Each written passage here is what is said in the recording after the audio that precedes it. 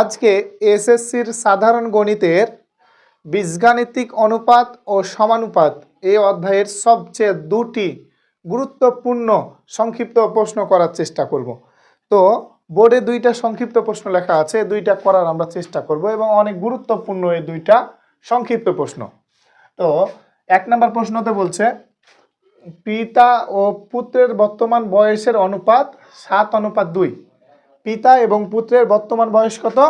তাদের অনুপাত বলেছে 7 আর 2, অর্থাৎ পিতার কি 7 আর পুত্রের হচ্ছে কি 2, এবং 5 বছর পরে অনুপাতটি হবে 8:3। তাদের বর্তমান বয়স চেয়েছে, মানে তাদের এখন কত বয়স চলছে। তো আমরা সর্বপ্রথম আমরা মনে করি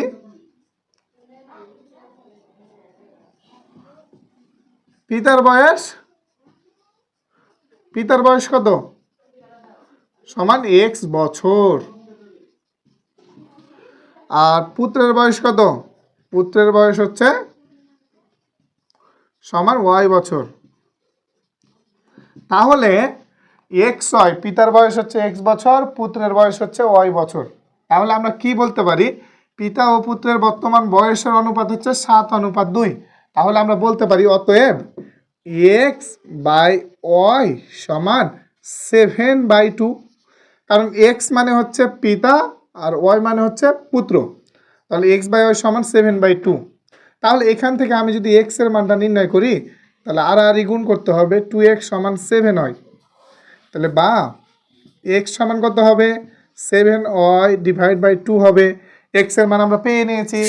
এবার বলছে যে 5 বছর পরে, অর্থাৎ অনুপাত ছিল x/y, পিতা এবং পুত্রের অনুপাতটা ছিল x/y। তো 5 বছর পরে, মানে আজ থেকে 5 বছর পরে, মানে বর্তমান থেকে, তাহলে 5 বছর পর হলে কি হবে? প্রত্যেকের বয়সের সাথে 5 বছর যোগ হবে। তো আমরা দেখি যে 5 বছর পরে পিতা ও পুত্রের কি হবে? বয়স কি হবে? আমরা দেখি তো 5 বছর পরে বলেছে, তাহলে আমরা কি লিখতে পারি এখানে? যে x + 5 আর y + 5 সমান কি হবে? 8:3, মানে 8/3। বাস, এখন আমরা আর গুণ করতে পারি না? বা আর গুণ করলে 3x প্লাস কি 3 × 5 = 15 সমান 8y প্লাস 5 × 8 = 40। তাহলে বা এখন আমি x মানে কত জানি? x মানে আমি জানি 7y/2, জানি না এটা? প্লাস 15 সমান 8y প্লাস 40। বা এখন আমি এটাকে বলতে পারি 3 × 7 = 21y/2 প্লাস 15 সমান 8y প্লাস 40। তাহলে বা এখন 21y/2 মাইনাস 8y সমান 40 প্লাস 15, এদিকে আসলে -15। তাহলে এটা আমরা বুঝতে পেরেছি, সমাধানের নিয়ম অনুসারে করব। কেউ কোথাও বুঝতে না পারলে অবশ্যই আমাকে কমেন্টে জানাবো।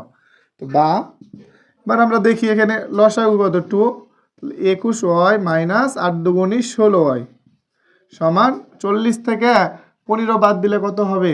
40 থেকে 15 বাদ দিলে হবে 25। তাহলে বা আমি বলতে পারি এখন আর গুণ, আগে এটা করে নিই, 21y মাইনাস 16y, তাহলে এখানে 5y/2 সমান 25। আর গুণ করলে কি হবে? বা আর গুণ করলে কি হবে দেখি আমরা এখানে। আর গুণ করলে এখানে হবে কি 5y সমান 25 × 2 = 50, বা y সমান 50/2। তাহলে বা y সমান কি হবে? y সমান 2 কেন 5, তাহলে 5 × 10 = 50, তাহলে y সমান 10 বছর। y এর মান আমরা পেলাম 10 বছর। তো y এর মান টাকাতে বসাবো।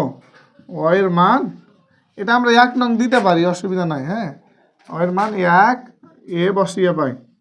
বসিয়ে পাই। তো এখানে y এর মানটা 1 এ বসাই, তো 1 কত আছিল? 1 আছিল x সমান 7y/2 সমান 7 × y মানে কত? 10/2। তাহলে এটা যদি কাটিয়ে দিই তাহলে 5 × 5 = 35। তাহলে x মানে কত? এক্স মানে হচ্ছে পিতার বয়স, তাহলে পিতার বয়স কত?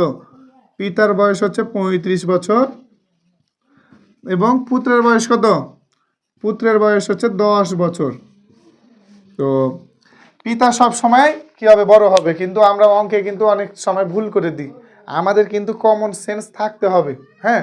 তো এই সেন্সগুলো আমাকে কিন্তু কাজে লাগাতে হবে, কখনো এটা উল্টাপাল্টা যেন আমাদের না হয়।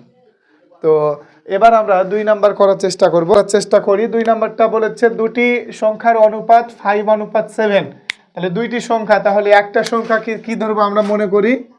মনে করি একটি সংখ্যা ইজ ইকুয়াল টু কি 5x এবং অপর সংখ্যাটা কি হবে? অপর সংখ্যা ইজ ইকুয়াল টু 7x। তাহলে এখন বলেছে এদের গসাগু মানে আমরা জানি কমন। তাহলে 5x এবং 7x এর গসাগু কত? 5x এবং 7x এর গসাগু কত? গসাগু। তাহলে এটার ভিতরে কমন কি আছে? কমন হচ্ছে x, 7 হচ্ছে না, তাহলে x আর x, তাহলে কমন x আছে, তাহলে গসাগু কত? x। তাহলে অতএব x সমান আমি কত বলতে পারি? 4 বলতে পারি গসাগু। এবার বলেছে সংখ্যা দুইটির লসাগু কত? তো সংখ্যা দুইটির লসাগু 5x এবং 7x এর গসাগু কত? লসাগু কত? লসাগু সমান হচ্ছে এখানে x একটা x লিখবো, 5 7 35, তাহলে 35x সমান 35 গুণিত x মানে কত পেয়েছিলাম? 4। তাহলে 4 5 20, শূন্য হাতে থাকে 2, 3 4 12 আর 14, তাহলে 140। তাহলে 140 হচ্ছে আমার কি? লসাগু হচ্ছে 140। এইটা হচ্ছে আমার উত্তর। তো এভাবে করে আমাকে কিন্তু বের করতে হবে সকল অঙ্ক, এবং আমাকে ট্রাই করতে হবে আমার মেধাবৃত্তিটা যেন বৃদ্ধি পায়। এবং বৃদ্ধি পাওয়ার জন্য আমাকে প্রচুর অনুশীলনী করতে হবে এবং অঙ্ককে বেশি বেশি প্র্যাকটিস করতে হবে। Without practice you can not success. So অবশ্যই প্র্যাকটিস করতে হবে তোমাকে।